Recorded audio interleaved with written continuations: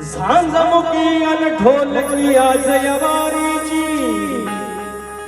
भाणेकरांची आठवण छळते उरीची सोडून दिंडी शक्ती तुऱ्याच्या वारीची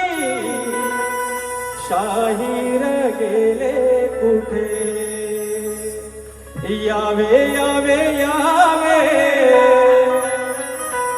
शाहीर परतून यावे घेऊन साज तुऱ्याचा रणांगणामध्ये गावे यावे यावे यावे शाहीर परतून यावे घेऊन साज तुऱ्याचा रणांगणामध्ये गावे